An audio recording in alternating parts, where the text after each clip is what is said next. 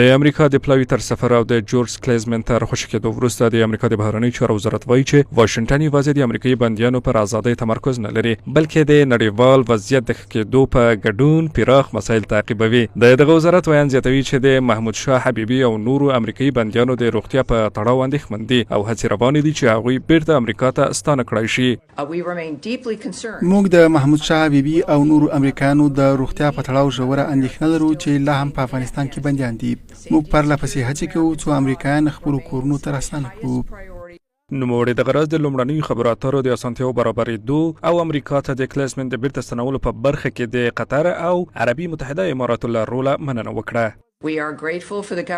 موږ کورته د جورج د بیرته ستنولو په برخه کې د قطر د دولت له ملاتړه مننه کوو او متحده عربي اماراتو هم د لومړنیو خبرو په اسانتیا کې رول ولوباوه. حرفای بسیار زیاده درباره افغانستان، درباره تعاملات فیما بین افغانستان و امریکا اونجا صورت گرفته و ایره هم امارت اسلامی افغانستان و هم ایالات متحده امریکا پنهان نمیکنن.